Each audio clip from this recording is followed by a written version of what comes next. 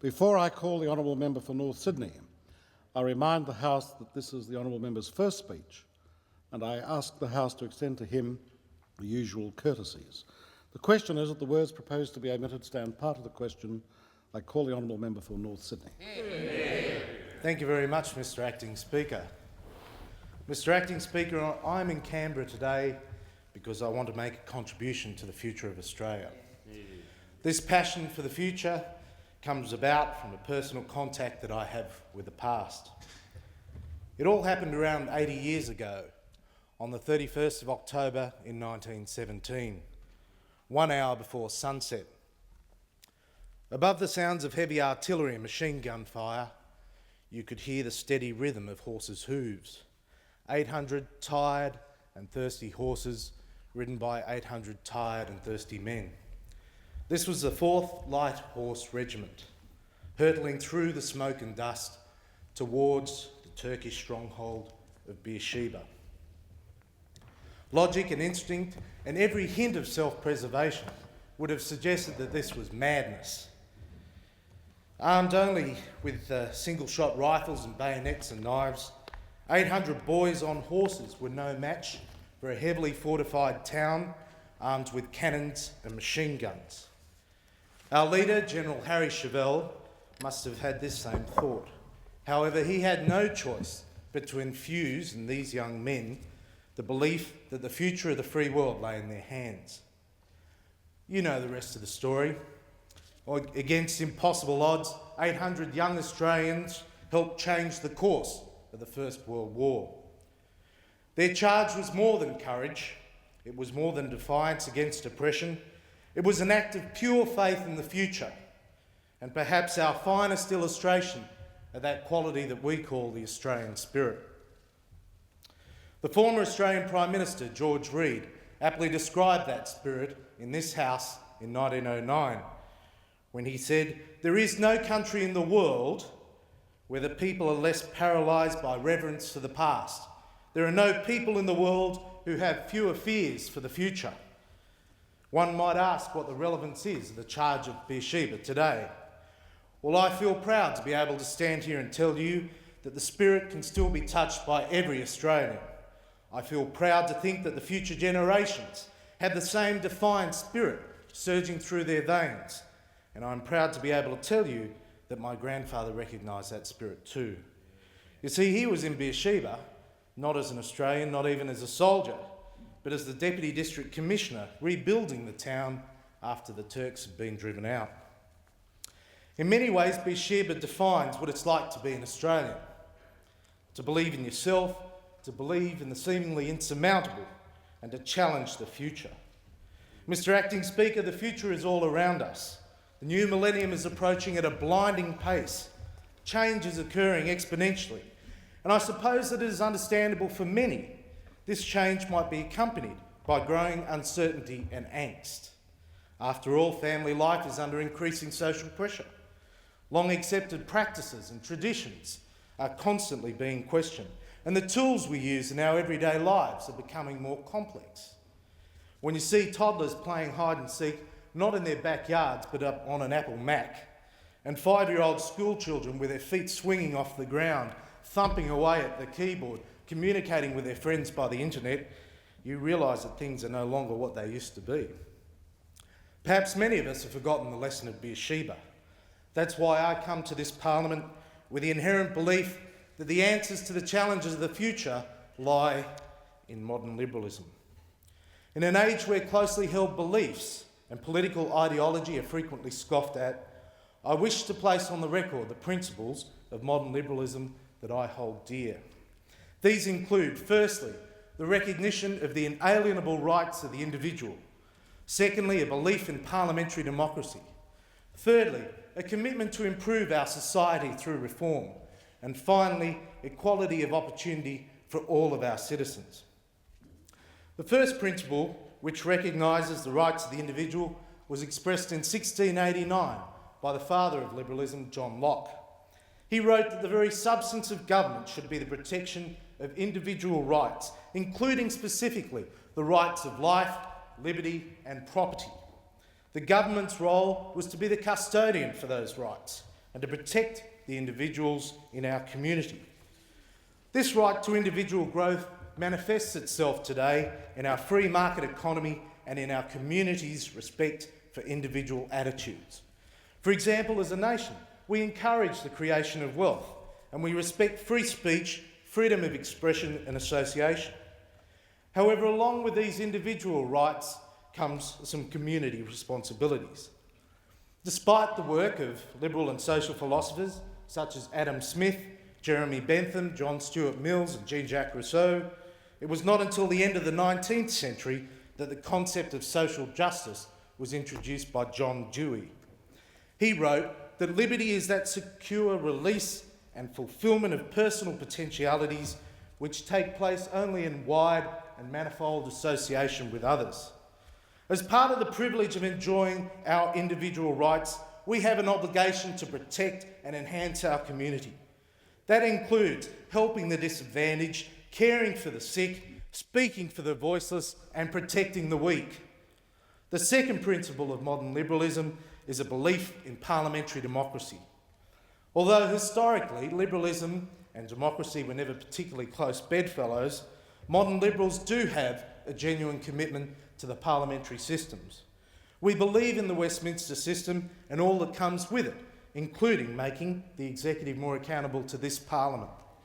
And a very good example of this is one of the first decisions of the Prime Minister, that he, along with all other ministers, should attend every question time in this House. No more part-time responsibility. That is modern liberalism at work. Yeah. The third principle of modern liberalism is our belief in reform. Liberalism has traditionally steered a course between the extremism of the far left and the reactionary conservatism of the far right. And liberalism is most comfortable when it's developing new ideas and setting new goals.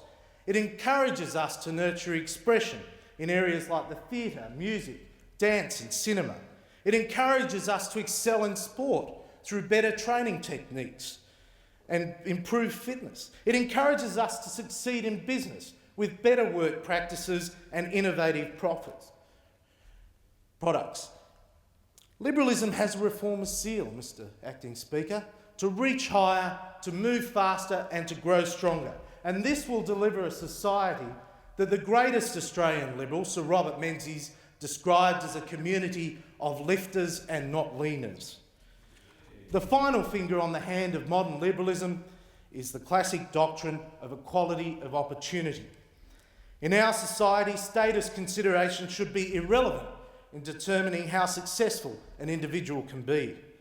As political historian Professor Mark Agopian wrote, in a liberal society, achievement criteria such as talent, industry and creativity, rather than the ascriptive criteria such as birth, should mainly determine one's social position. In an Australian context, this is a formula that is as important a motivation for our workplace reform legislation as it is for us to deny a privilege based on birthright. I reject any born-to-rule mentality because it flies in the face of one of our country's most sacrosanct beliefs, that we as a people must determine our own future and that we as individuals must shape our own destiny.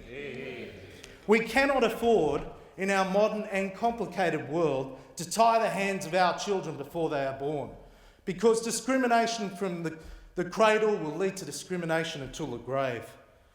Equality of opportunity is a part of modern liberalism that will be most aggressively defended by my Liberal Party. And it is the reason why so many of my colleagues in the class of 1996 are here, from all parts of Australia.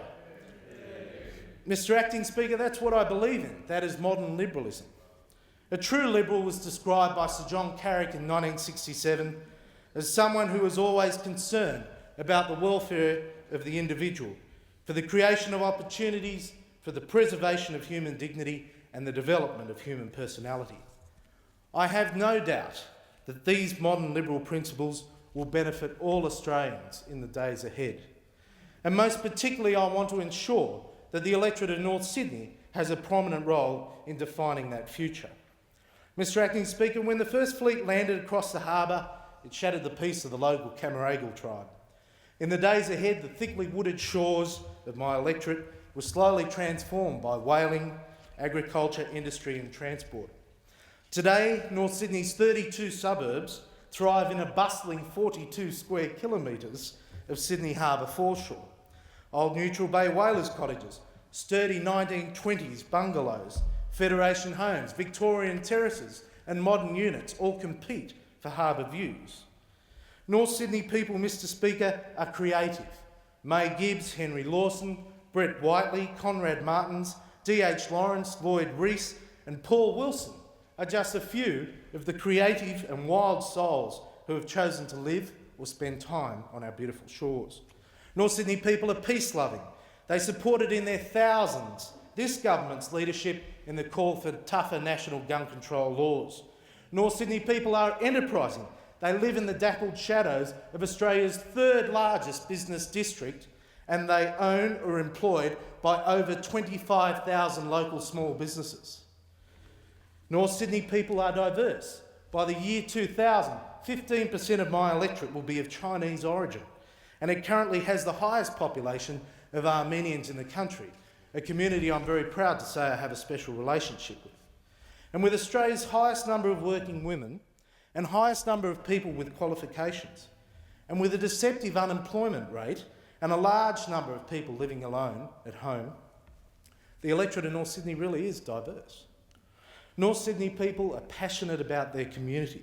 They have the greatest rugby league club in the world, the mighty North Sydney Bears, two of the great Australian rugby clubs, Gordon and Northern Suburbs, the home ground of one of the greatest Australian cricketers, Victor Trumper, as well as some of the most successful netball, sailing, lawn bowls, Rotary, squash and tennis clubs in the nation.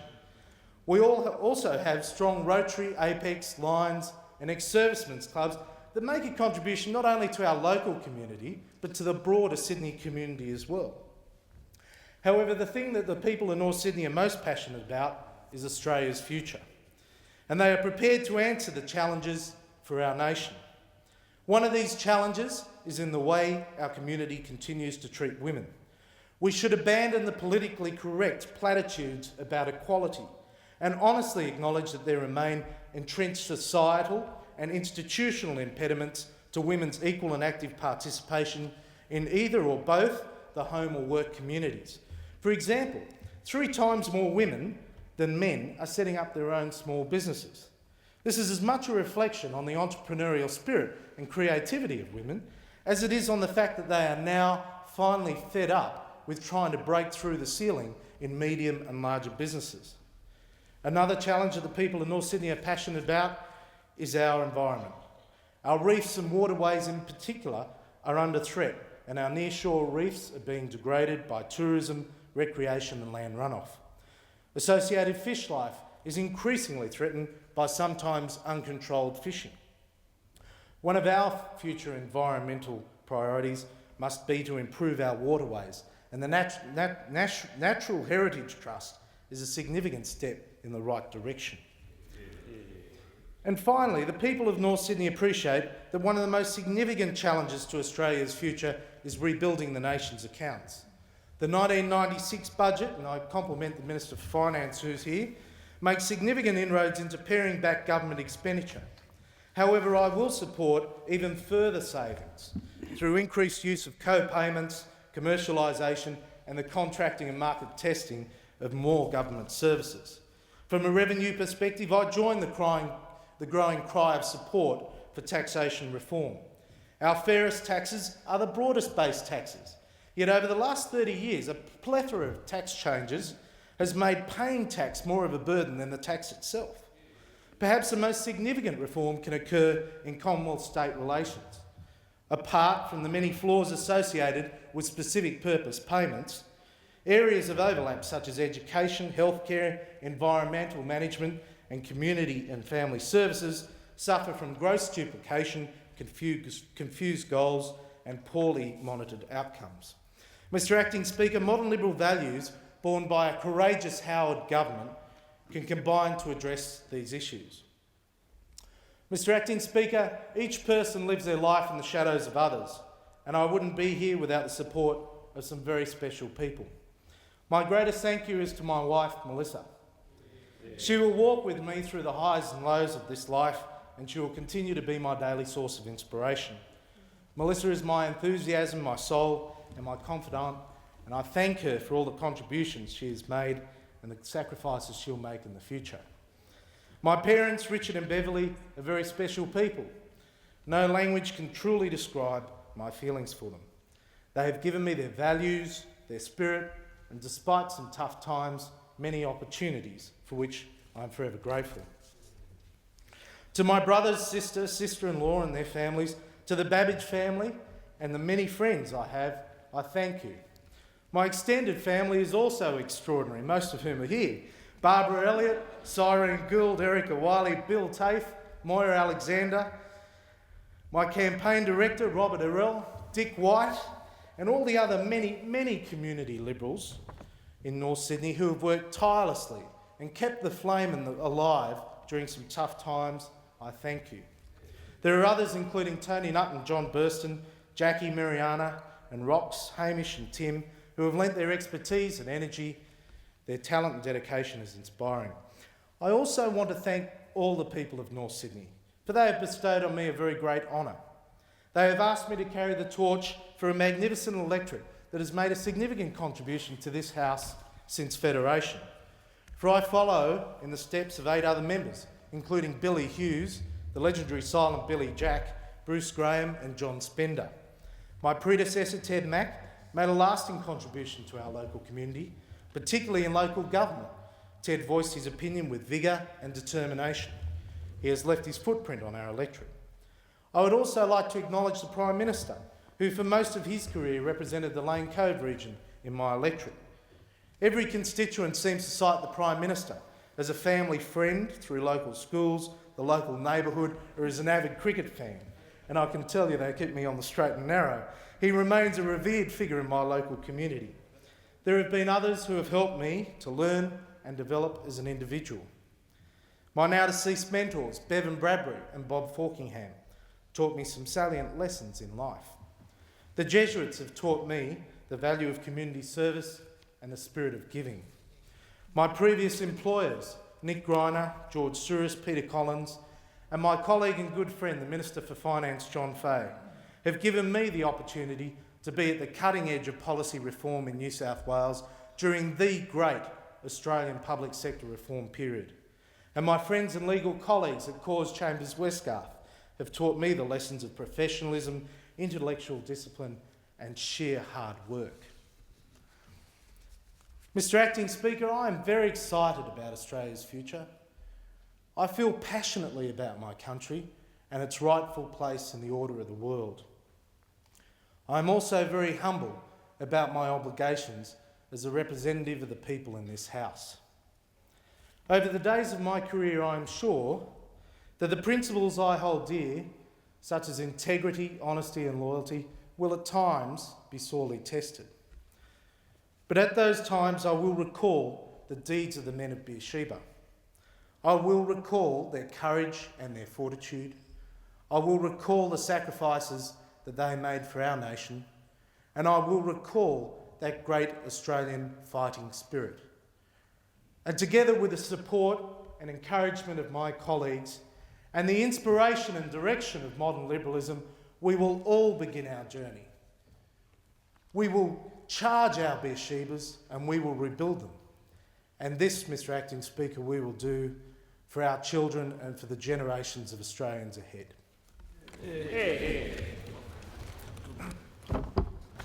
Before I call the Honourable Member for Oxley, I remind the House that this is the Honourable Member's first speech